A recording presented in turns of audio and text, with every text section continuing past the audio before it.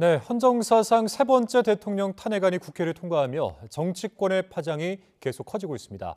여당은 지도부의 이딴 사퇴로 한동훈 대표 체제 붕괴가 가시화되고 있고, 또 야당은 탄핵안 가결은 시작이 불가하다며 후속 조치에 속도를 내고 있는데요. 탄핵안 가결 이후 정치권 두 분과 함께 전망을 해보겠습니다. 이종근 시사평론가 그리고 배종호 세연대 교수 두 분 나오셨습니다. 안녕하십니까? 안녕하십니까? 자, 윤석열 대통령의 탄핵 소추안 끝내 가결이 됐습니다. 온 국민적 관심이 집중된 사안이었기 때문에 두 분도 당연히 보셨을 텐데 우리 평론가님 어떻게 보셨습니까? 왜 자꾸 그 비극이 되풀이되는가에 대한 반성이 좀 있어야 되겠다. 그러니까 벌써 세 번째입니다. 대통령의 어떤 탄핵, 물론 대통령이 파면에 이를 만큼의 위헌적이거나 또는 위법적인 중대한 그런 하자를 범했을 때 당연히 탄핵 소추가 되는 건 권한이고 또 헌법에 명기되어 있습니다만 그것으로 인해서 사회적 갈등이 사실 끊임없이 계속 이루어지고 있는 것.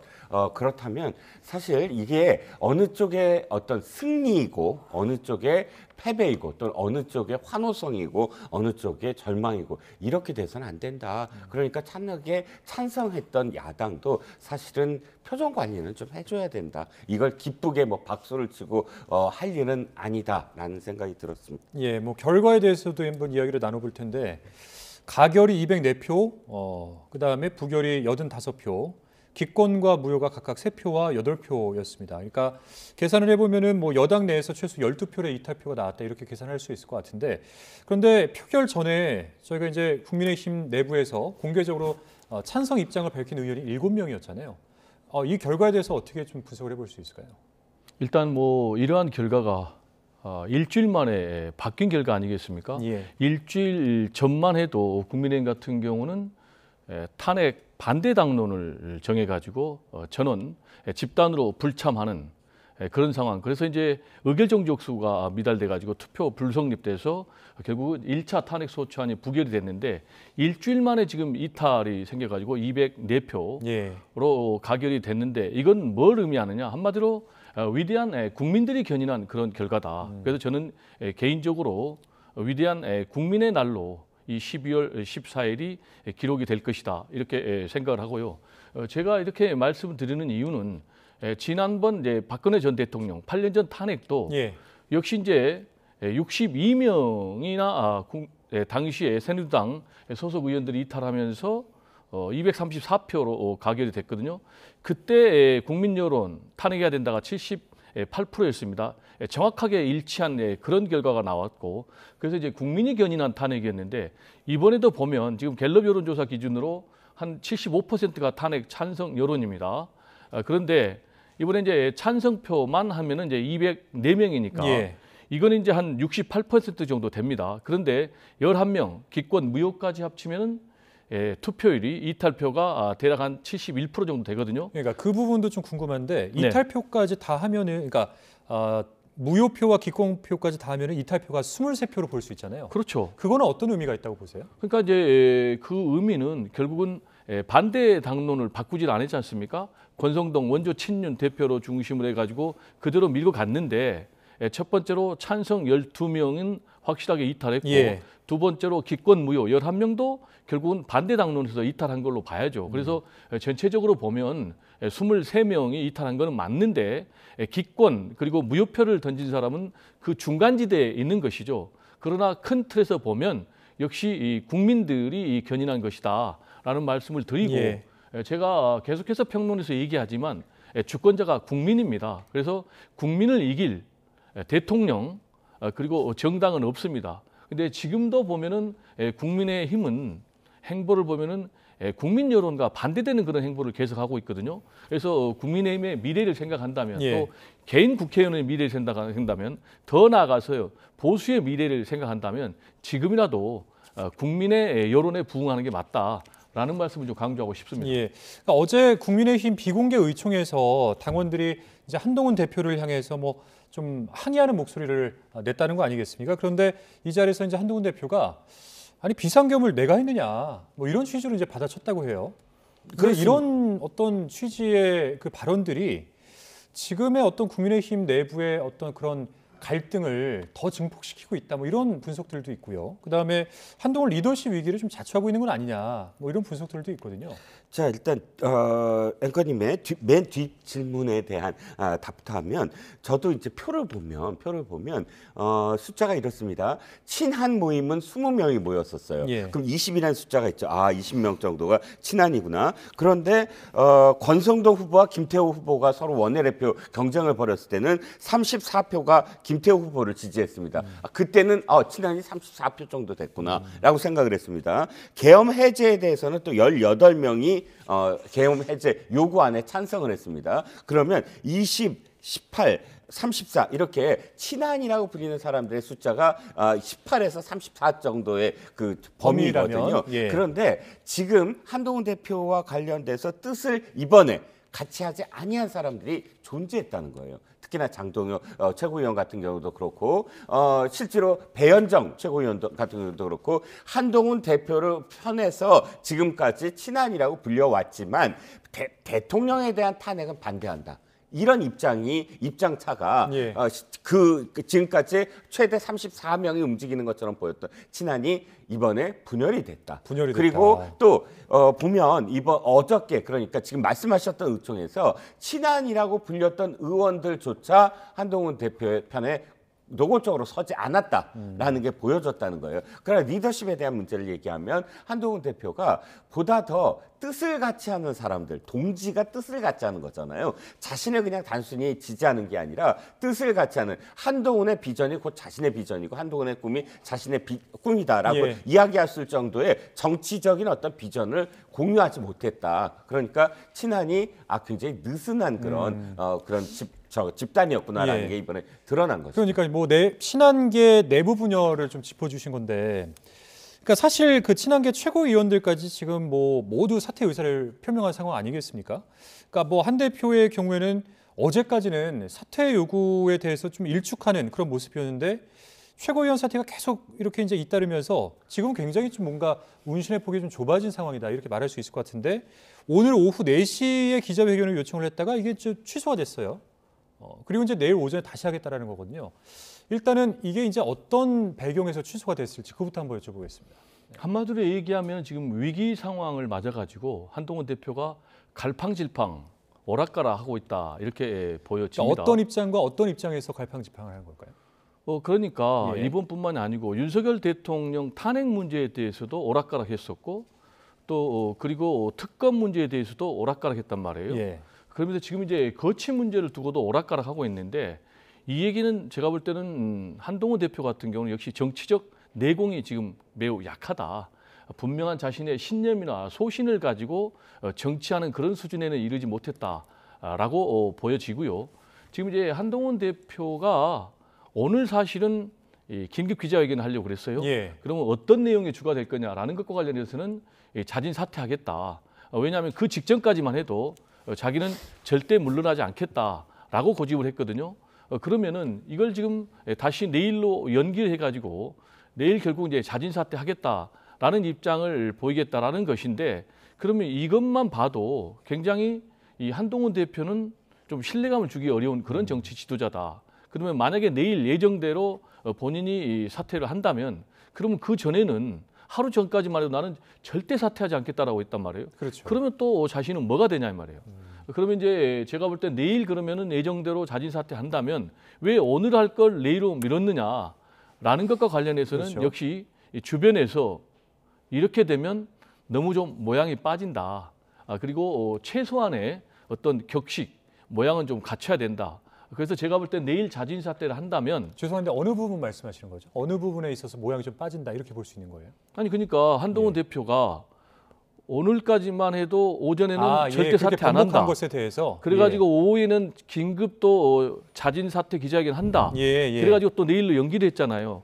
그러면 이런 오락가락한 부분과 관련해서 내일로 연기한 것은 제가 볼 때 내일 좀 격식을 갖춰서 충분히 사퇴의 편, 사퇴의 논리 그걸 발표하기 위해서 그리고 그렇게 해야만이 지금 굉장히 본인이 생존 가능성이 어려운 당내 상황에서도 그래도 좀 미래를 도모할 수 있는 그런 길이 아닌가라는 주변 참모들의 의견을 수용한 것으로 개인적으로 저는 그렇게 추측을 합니다. 예. 그러니까 뭐 내일이 되보면은 이제 이 연기가 됐던 그 배경도 조금 밝혀지지 않을까 그런 생각이 드는데 그런데 사실 최고위원 사퇴 그리고 내일 만약에 이 한동훈 대표까지 사퇴를 하게 된다면 이제 국민의힘의 이 권력 구성은 어떻게 되는 겁니까 이게?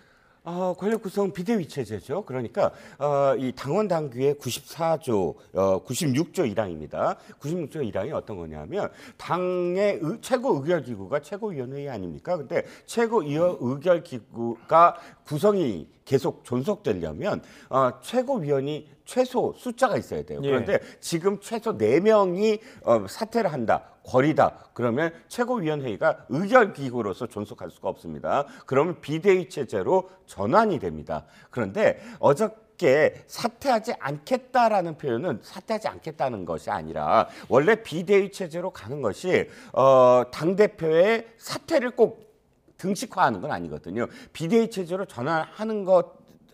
전환한다고 해서 당대표가 당장 나는 이제 사퇴하겠습니다가 아니라 비대위원장을 당대표가 추천할 수 있다. 추천하지 못한다는 규정이 없으므로 이렇게 돼야 되는데 갑작스럽게 권한대행을 선언을 하고 원내대표가 권한대행이다라고 선언하고 모든 의사 일정을 막 발표하기 시작했습니다. 그러자 한동훈 대표가 아직 내가 대표다라는 의미로 사퇴하지 않겠다라고 표현한 게 아니라 나는 아직 직무를 수행하고 있다라는 표현으로 쓴 것이고요. 그런데 실질적으로 이 논란을 거듭하다 보니까 또다시 아니 검사 출신이니까 당원 당규 규정 하나 갖고 집착하는 게 아니냐라는 또 목소리가 나왔습니다. 그러니까 한동훈 대표 측에서는 그러려고 했던 것은 아니었고 이제 그러니까 대표의 어떤 의사를 최소한 과정을 거치지 않고 무리하게 그냥 권한대행 선언을 했으므로 거기에 대한 답변이었고 지금은 과정을 거치면서 자연스럽게 사퇴 의사를 표명하겠다. 이게 지금 한 대표 측의 이야기인 것 같습니다. 근데 이제 들어보니까 사실 이 비대위 체제로의 전환은 불가피한 것 같습니다. 네네.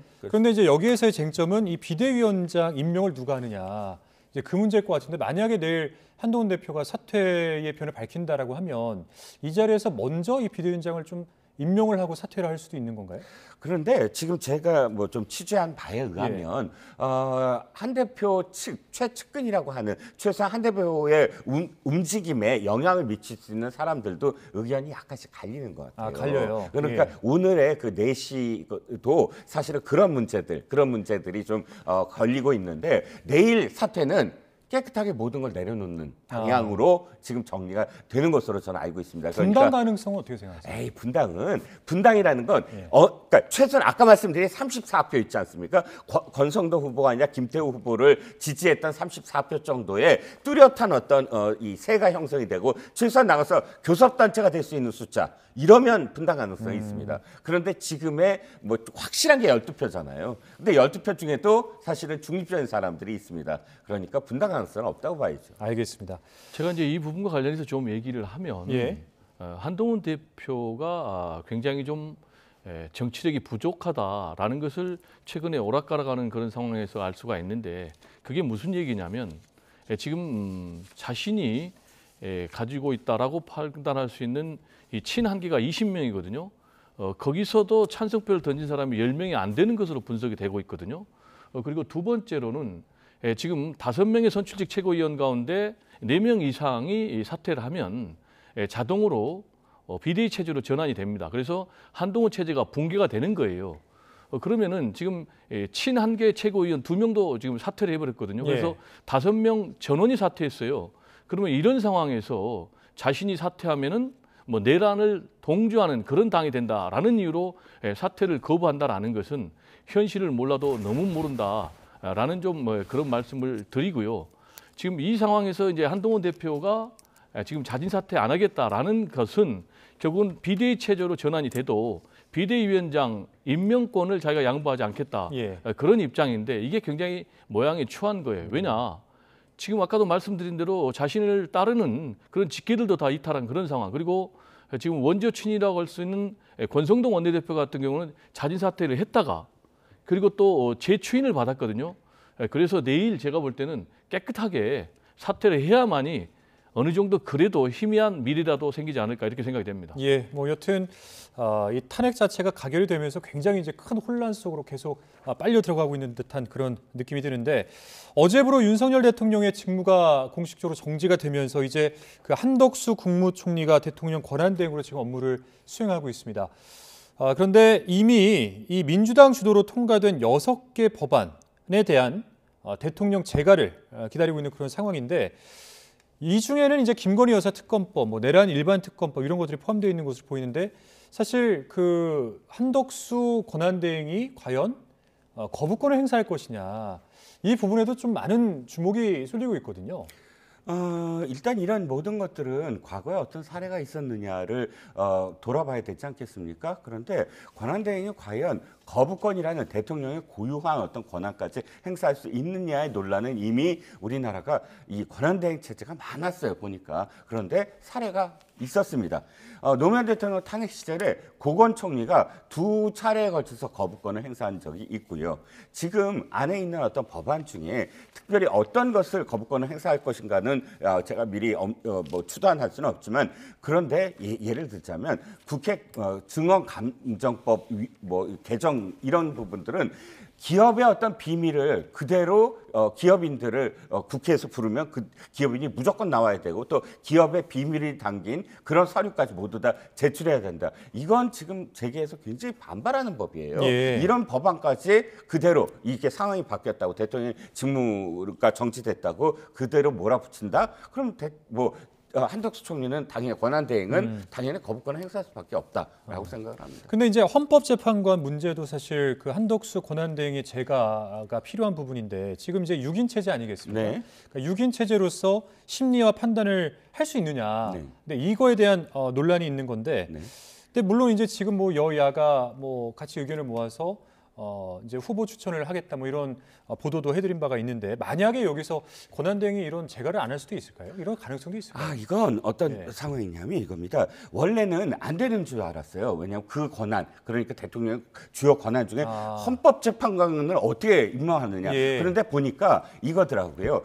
이 333 아닙니까? 헌법재판관이 9명인데 예. 대통령이 지명하고 임명하는 건 불가능하다. 왜냐하면 대통령이 진짜 지명해야 되는데 지금 권한대행이 지명까지 할 수 있느냐. 이 부분은 애매하지만 나머지 대법원장이 3인, 국회가 추천하는 3인에 대해서는 임명권이 있되 그건 그냥 형식적인 어떤 임명권이다. 왜냐하면 대통령이 지금까지 헌정사상 이 대법원장이나 혹은 국회가 추천한 인물을 임명권이 있다고 해서 거부한 적이 없어요. 아, 그렇습니까? 예. 그러니까 이 3인에 대해서 지금 아마 민주당도 2명은 이미 추천한 걸로 알고 있습니다. 그래서 3인에 대해서는 권한대행이 형식적 임명권이라는 그런 해석에 따라서 임명을 할 것으로 보입니다. 그러니까 뭐 한덕수 국무총리가 이제 권한대행이 되면서 민주당 차원에서도 한덕수 국무총리에 대해서 진행하던 이 탄핵 소추 절차 이것을 이제 공식적으로 중단한다 이렇게 밝히지 않았습니까?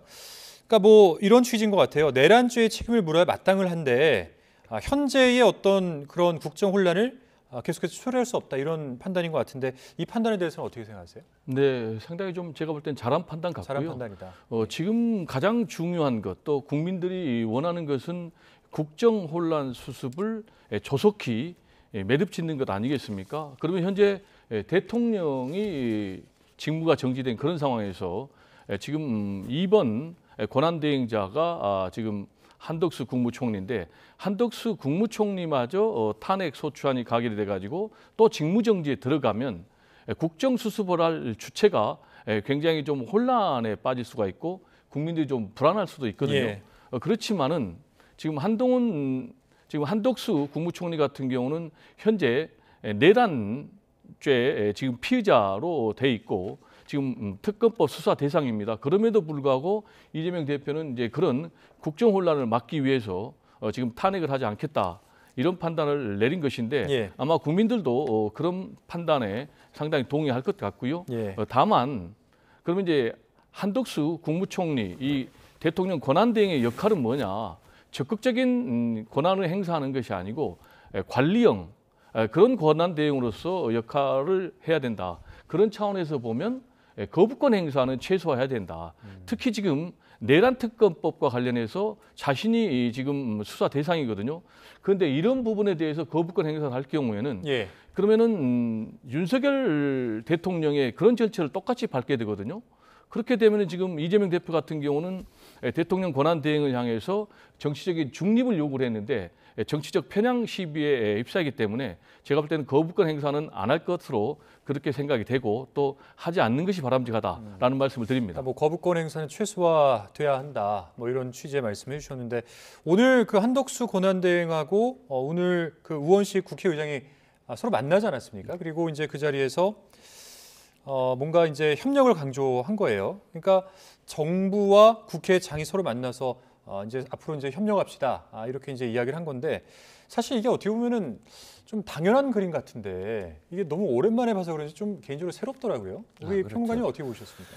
자, 한덕수 권한대행은 아마도 자신의 권한대행 되기 전부터 어쨌든 이런 일에 대해서 좀 준비를 했던 것 같습니다. 워낙에 지금 탄핵과 관련된 긴급한 상황들이 계속 국회에서 벌어지니까요. 왜 그런 말씀을 드리냐면 권한대행 체제에서 가장 좀 매뉴얼이다라고 정말 이야기하고 싶은 분이 고건대행이었어요. 고건대행이 노무현 대통령 탄핵이 일어나자마자 아주 타이트하게 몇 가지 어떤 행동을 합니다. 첫 번째가 국무회의, 갑자기 국무회의를 4시에 소집을 해갖고 그때 당시에 4시에 이제 탄핵 소추가 이루어졌거든요. 그래서 10가지 그러니까 경제와 외교 이런 측면들에 대해서 우리가 할 일에 대해서 이야기하고 이현재 부총리로 하여금 다음 그때 당시에 국제신용평가사를 비롯해서 펀드 뭐 국제적으로 그 IMF 이런 모든 그런 그 외국 신용평가와 관련돼서 우리한테 영향을 줄 수 있는 기관들의 공문을 보내서 예. 우리는 흔들리지 않는다라는 메시지를 전달하고 이렇게 해서 2개월에 불과하지만 상당히 안정화시켰어요. 지금 한덕수 총리가 똑같이 하고 있습니다. 국무회의 바로 했고 그다음에 경제적인 메시지 던지고 마지막으로 지금 말씀하셨듯이 국회의장을 만났다. 예. 정치적으로 혼란 그러니까 그 국회와 그다음에 행정부의 지금 반목이 최소한 권한대행 체제 속에서는 위기 상황 속에서는 더 이상 이루어지지 않겠다라는 메시지를 국민들한테 던졌다고 봅니다. 예, 뭐 그런가 하면 오늘 이재명 민주당 대표가 여야 정부가 함께하는 초당적 국정안정협의회 이것을 이제 구정하면서 전국 수습 방안을 밝혔습니다. 여당에서는 이 제안을 거절하는 분위기입니다만 양측 입장 화면으로 준비되어 있습니다. 만나보시죠. 대한민국 정상화가 시급합니다. 국정 정상화를 위한 초당적 협력체, 국회 정부가 함께하는 국정안정협의체 구성을 제안드립니다. 국회와 정부가 대한민국 전반에 불어닥친 위기를 조속히 매듭 지을 수 있게 하겠습니다.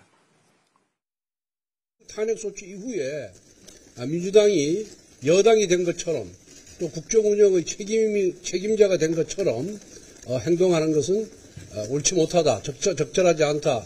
여전히 국민의힘이 여당이고 고위당정 협의회든 또 실무당정 협의회든 것을 통해서 이 윤석열 정부의 임기가 끝날 때까지 여당으로서 책임 있는 자세를 취하겠습니다. 네, 뭐 이재명 대표와 권성동 원내대표의 발언 듣고 오셨는데 뭔가 이 주도권 싸움이다 이런 분석이 있는데 어떻게 보셨습니까, 교수님? 이건 뭐 주도권 싸움으로 가서는 절대 안 되는 문제죠. 지금 나라가 흔들흔들거리고 지금 민생과 경제 또 외환, 뭐 외교, 안보까지 흔들리는 상황에서 무슨 주도권을 다툼할 그런 상황입니까? 빨리 국정 혼란을 지금 조기에 수습해서 안정시켜야 되는 거 아니겠습니까? 대외의 신인도가 지금 추락하고 지금 뭐 트럼프 2기 행정부가 출범할 텐데 지금 우리나라 대통령은 뭐 취임식에 참석도 못하는 그런 상황 아니겠습니까? 지금 이런 상황에서 이재명 대표가 여야정 국정안정협의체 제안한 거는 시적절하다. 그리고 또 지금 우원식 국회의장이 역시 행보를 같이 한 것도 바람직하고 여기에 또 한덕수 대통령 권한대행이 즉각적으로 지금 우원식 국회의장을 만나서 여기에 화답한 것은 굉장히 잘한 거다. 그러면서 지금 우원식 국회의장 같은 경우는 오로지 국민 중심으로 판단해라라고 얘기를 했고 한덕수 총리 그리고 대통령 권한대행 같은 경우는 헌법과 법률 그리고 미래를 기준으로 판단하겠다라고 했는데 이것도 굉장히 잘한 거예요. 지금 이 상황에서는 여야가 따로 없는 거예요. 국익을 가장 중요시해야 되는 거예요. 그런데 지금 국민의힘 같은 경우는 지금 이런 불법적이고 반헌법적인 비상계엄에 대해서 반성을 하거나 책임을 지르는 것이 아니라 오히려 수습하려는 여야정 국정안정협의체 대통령 권한대행까지 찬성하는 이런 부분에 대해서 지금 찬물을 끼얹는 건데 그러면 앞으로 계속 국민들의 심판을 초래하는 거다. 그러면서 이 반대 논리가 뭐냐면은 예. 자신들은 지금 여당이라는 거예요. 지금 국민의힘이 여당인 것이 중요합니까? 뭐 여당 아닌 것이 중요합니까? 국정 수습이 중요한 것이. 예. 그리고 두 번째로 당정 협의체를 통해서 현재 지금 국난을 수습하겠다는 거예요. 지금 이게 국민의힘 지금 제1당도 아니에요. 이 소수 정당으로 어떻게 이 위기를 극복하겠습니까? 여야가 함께야 이 위기를 극복하는 거지. 그러면서 또 마지막 논리는 뭐냐? 끝까지 국민들에게 책임지는 자세라고 지금 주장을 해요. 근데 제가 볼 때는 이거는 끝까지 국민들과 싸우겠다는, 끝까지 국민들을 배신하겠다는 그런 태도예요. 이렇게 가면 국민의힘의 미래는 없다. 제가 볼 때는 빨리 윤석열 대통령에 대해서 지금 탄핵 심판이 마무리되기 전이라도 즉각적으로 하야할 것을 권고하고 예. 새롭게 보수를 혁신하고 그래야만이 미래가 있다라는 좀 말씀을 강조하고 싶습니다.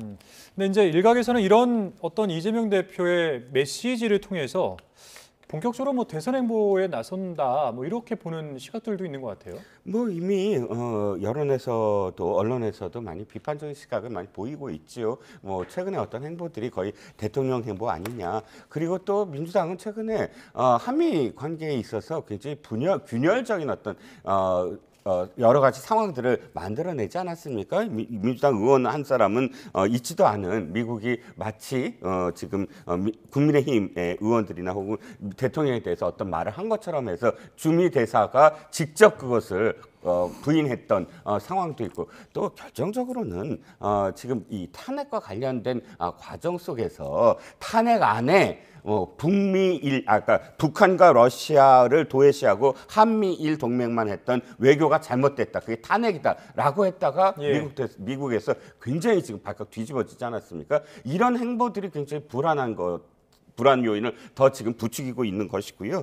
오늘 왜 거부를 했느냐? 저도 솔직히 말씀드리면 이 협력을 해야 된다고 생각을 합니다. 그런데 그렇다면 초당적이라고 한다면 최소한 지금 대권 후보처럼 자신이 지금까지 주장해왔던 지역화폐, 그건 무조건 해야 된다. 이런 식의 그 증액을 이야기하는 게 과연 초당적 협력이냐. 그런 부분이 좀 많이 아쉬운 부분도 있고 물론 전 원내대표가 지금 권한대행이 이거 직접적으로 거부한 것에 대해서는 지금은 협력이 중요하다라고 생각을 합니다. 하지만 그런 부분들은 또 이쪽도 그러니까 이재명 대표 측에서도 너무 대권 행보처럼 비춰지는 것을 자제해야 된다는 생각입니다. 저는 이제 전혀 좀 다른 시각을 좀 말씀드리고 싶은데 지금 이재명 대표를 향해서 대권 행보를 하고 있다라는 주장은 그야말로 정치 공세를 위한 정치 공세일 뿐이죠. 이재명 대표가 지금 최근에 한 행보는 두 가지 아니겠습니까? 하나는 빨리 이 조속한 국정 수습을 위해서 여야정 국정협의체를 구성하자라는 것 아니겠습니까? 예. 그러면 여야가 힘을 함께 합치자라는 것이 그게 대권 행보입니까? 그리고 두 번째로 국무총리 한덕수 지금 대통령 권한대행 이분에 대해서도 민주당 같은 경우는 탄핵을 추진한다는 그런 방침이었는데 아니다. 지금 혼란을 수습하는 것이 더 중요하다. 그래서 예. 우리는 탄핵을 안 하겠다라고 했는데 그렇다면 만약에 이재명 대표가 대권만 노린다면 오히려 탄핵해야 되는 거죠. 그리고 여야정 국정협의체도 필요 없다. 우리가 독단이 돼야 되겠다라고 주장을 해야 되죠. 지금 이런 상황에서도 계속해서 그런 거짓 프레임으로 가면 오히려 국민들의 공분만 불러일으킨다라는 좀 말씀을 드리고 싶어요. 예, 뭐 반대 입장까지 들어봤습니다. 자, 그리고 이제 윤 대통령이 탄핵안 가결 이후에 끝까지 포기하지 않겠다 뭐 이런 입장을 밝히지 않았습니까? 지난 12일 담화에서도 뭐 계엄 선포의 정당성 뭐 이런 내용들을 좀 밝히면서 헌재 그 탄핵 심판에서 법리 다툼을 좀 예고하기도 한 바가 있는데 그런데 이제 오늘 나온 보도예요. 그 11일에 그 검찰에서 오늘 날짜로 윤석열 대통령에게 출석하라 이렇게 통보를 했는데 이 요구에 응하지 않았다라는 거 아니겠습니까? 그러니까 기존의 어떤 입장과는 조금 배치되는 그런 내용이지 않나 싶은 생각이 좀 드는데 어떻게 보셨습니까? 일단 배치는 좀 너무 그 뭐랄까 그냥 단언한 듯한 표현인 것 같고요. 예. 왜냐하면 대통령은 자신의 어떤 방어를 하겠다라는 얘기고요. 그래서 실질적으로 헌재에 갔을 때 법리적으로 내가 법조인이니까 더군다나 잘 알고 있으니까 그분과 관련해서는 통치행위라는 논리로 방어를 하겠다라는 선언으로 보여요. 그런데 이제 오늘 소환에 불응한 것 그 부분은 지금 검찰과 공수처와 경찰, 특히나 이제 앞으로 있을 상설특검과 특검마저도 지금 대통령의 신병을 확보하려고 어마어마하게 경쟁을 벌이고 있거든요. 예. 검찰과 관련해서 지금 공수처나 혹은 또 법원이나 또는 경찰이 이렇게 얘기하고 있잖아요. 검찰은 지금 이 내란죄를 수사할 권한이 없다라고 이야기하고 있는데 검찰이 지금 대통령을 소환하겠다라고 직접 그것도 어떤 소환 일정을 얘기하거나 소환 방법을 상의하지 아니하고 날짜 통보하고 그냥 안 하고 있다라는 것을 지금 흘리고 있잖아요. 그런 점에서 아마 대통령실이 이 반응을 보인 것 같습니다. 불응한 건 보다 더 이렇게 다른 어떤 경우처럼 상의를 하고 날짜를 조율한다거나 방법을 조율할 수 있는데 예. 이렇게 통보를 해버리고 그다음에 불응했다라고 바로 언론에 밝히는 그런 상황을 아마도 대통령실이 지금 지적을 한 게 아닌가 싶습니다. 그러니까 이제 윤석열 대통령이 그 직접 헌재 심리에 출석을 해서 그 변론할 가능성 여기에 대해서는 우리 교수님 얼마나 있다고 보세요? 뭐 그건 두고 봐야 되겠지만 지금 하고 있는 윤석열 대통령의 행보를 보면 예. 국민들의 분노를 더욱더 자극하는 그런 행보만 하고 있어서 국민의 한 사람으로서 좀 굉장히 안타깝고요. 지금 윤석열 대통령이 결코 포기하지 않겠다라고 그렇죠. 얘기를 했거든요. 예. 그러면 윤석열 대통령이 결코 포기하지 않겠다라는 건 뭡니까? 결국은 대통령 자리를 결코 포기하지 않겠다라는 것 아니겠습니까? 그리고 또 기득권을 포기하지 않겠다라는 것 아니겠습니까? 이거는 굉장히 지금 현실 인식이 잘못됐다. 그게 무슨 얘기냐? 지금 윤석열 대통령 자기가 불법적이고 반헌법적인 이 비상계엄 선포한 지 11일 만에 국회에서 탄핵 소추안이 가결이 됐잖아요. 예. 그래가지고 지금 헌법재판소에서 탄핵 심판이 인용이 돼서 파면될 확률이 제가 볼 때는 뭐 거의 99%라고 보는데 이런 상황에서 결코 포기하지 않겠다? 참 너무나 추한 그런 모습이고요.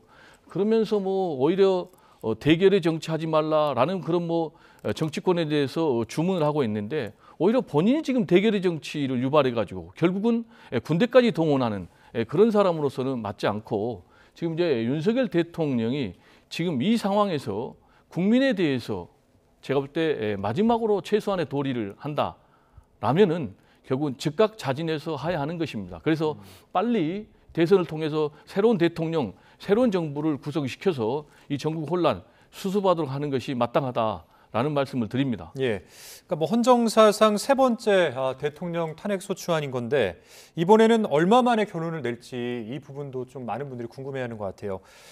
지난 두 번의 그 대통령 탄핵 심판 결론 한번 살펴보면 노무현 전 대통령은 63일이 걸렸고 박근혜 전 대통령은 91일 혹은 뭐 92일 뭐 이렇게도 보는 것 같긴 한데 이 정도가 걸렸습니다.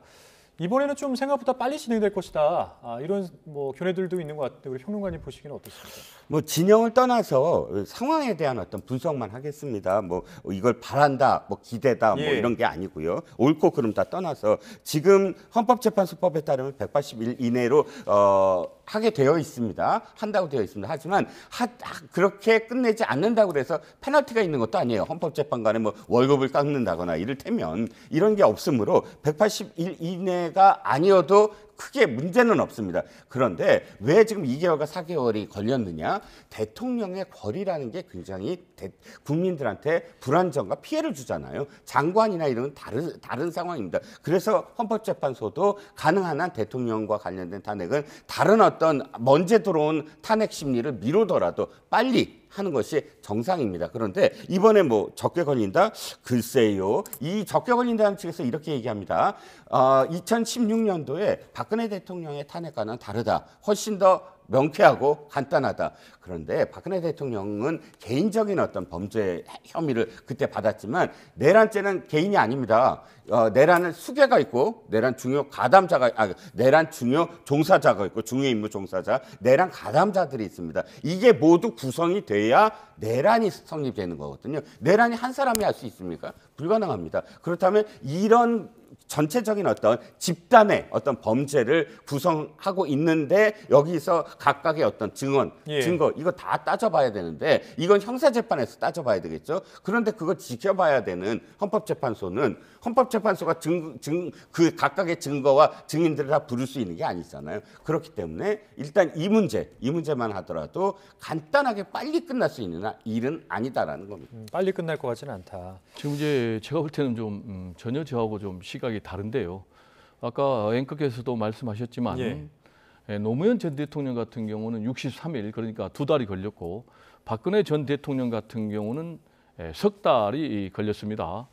그렇다면은 제가 볼 때 윤석열 대통령의 경우도 여기에 준한다고 그래도 2달이나 석 달 정도가 걸릴 것 같아요. 그런데 문제는 지금 윤석열 대통령의 탄핵 사유는 노무현 박근혜 두 전 대통령에 비해서 워낙 중대하다는 것입니다. 잘 아시겠지만 반헌법적이고 불법적인 비상계엄을 선포를 했거든요. 그러면서 군대를 동원해 가지고 국회를 봉쇄하고 또 의결 정족수를 무너뜨리기 위해서 국회의원들을 끌어내라고 그러고 예. 여야 정치 지도자들을 체포하라고 그러고 이거는 내란 행위에 지금 적용이 되는 그래서 내란 수괴 혐의를 검찰이 적시까지 하는 그런 상황인데 그렇다면 이 부분에 대해서는 헌법재판소도 더 위중하게 볼 수밖에 없다.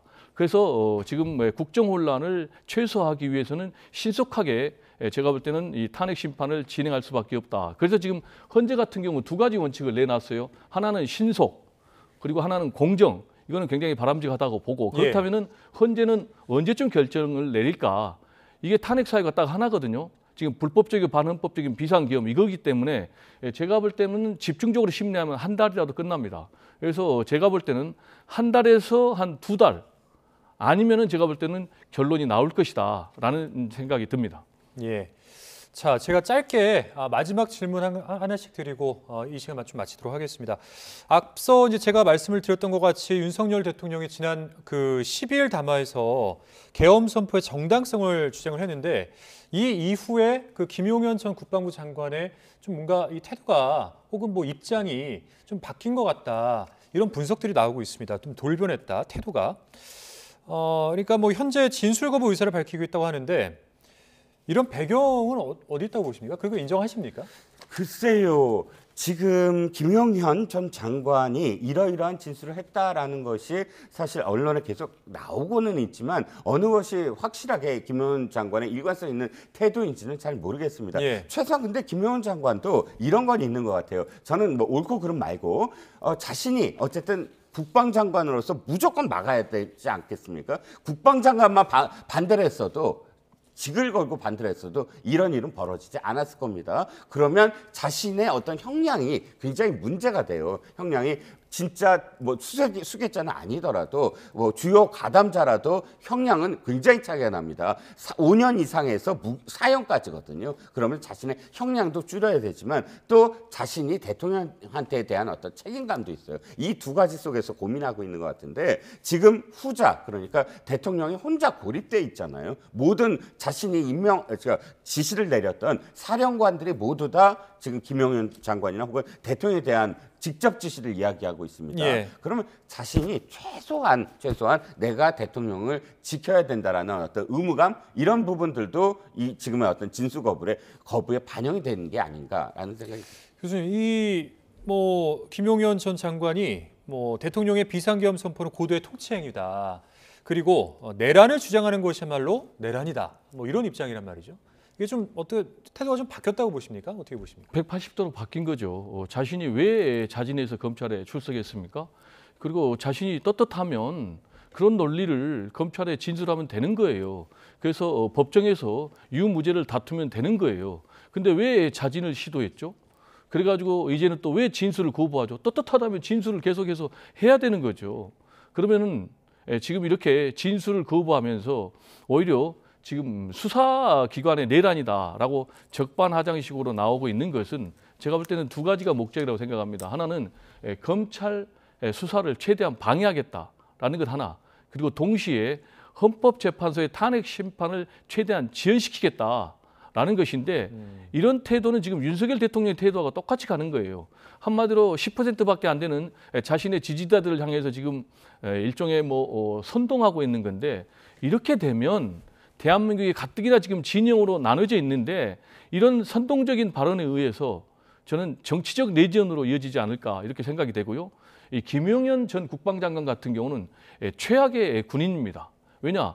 군인이면 나라와 국민을 위해서 목숨을 던져야 되는데 총뿌리로 오히려 국민을 향해서 들이댔잖아요. 국회를 향해 들이댔잖아요. 예. 그러면 사죄해야 되는데 이제는 진술을 거부하는 굉장히 파렴치한 그런 모습. 이런 부끄러운 군인은 더 이상 나오지 않아야 되겠다라는 좀 생각이 듭니다. 여기까지 듣겠습니다. 지금까지 이종근 시사평론가 배종우 세한대 교수와 함께 이야기 나눴습니다. 고맙습니다. 네, 감사합니다.